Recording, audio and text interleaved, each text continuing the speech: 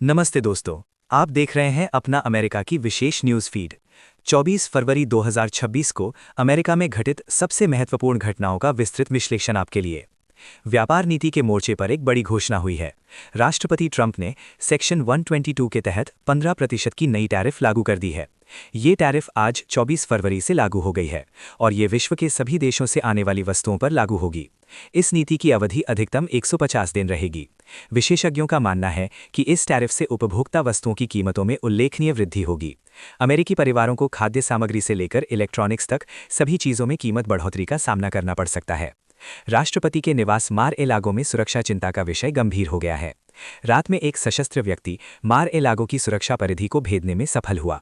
Secret service ने इस घुसपैठिए को तुरंत निष्प्रभावी कर दिया। घटना के समय राष्ट्रपति ट्रंप सुरक्षा कारणों से परिसर के भीतर ही थे।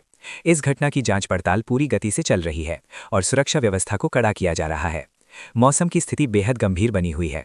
अमेरिका के उत्तर पूर्वी हिस्से में एक शक्तिशाली ब्लिज़ार्ड तूफान आया है। न्यूयॉर्क, न्यू जर्सी और मैसाचुसेट्स में 60 सेंटीमीटर तक बर्फ गिरी है। इन राज्यों ने आपातकाल की घोषणा कर दी है।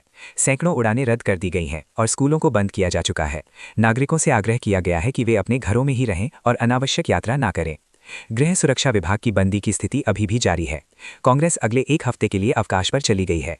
इस अवधि में टीएसए प्रीचेक सेवा निलंबित रहेगी। आपातकालीन प्रबंधन एजेंसी फीमा अपनी आपातकालीन टीमों को तैनात नहीं कर पा रही है।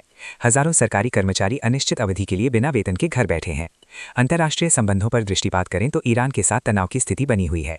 राष्ट्रपति ट्रंप ने चेतावनी दी है कि अगले 10 से 15 दिनों में ईरान पर सीमित हमलों की संभावना है। फारस की खाड़ी में 2 अमेरिकी विमानवाहक तैनात किए जा चुके हैं। इसके अलावा 120 से अधिक युद्ध विमान इस क्षेत्र में तैनाती के लिए तैयार हैं।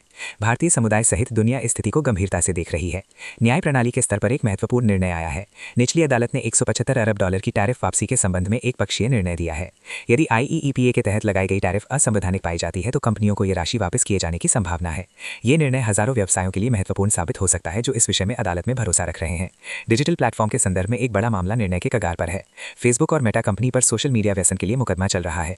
जूरी की टीम इस समय विचार विमर्श कर रही है कि क्या मेटा कंपनी को दोषी माना जाए। यदि ये निर्णय मेटा के विरुद्ध आता है तो इसके बाद 1600 समान मामलों को भी गति मिलेगी जो विभिन्न अदालतों में लंबित हैं। ये थी 24 फरवरी 2026 की सबसे महत्वपूर्ण खबरें।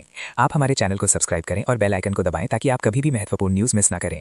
धन्यवाद कि आप हमारे साथ बने रहे। आपका दिन शुभ हो।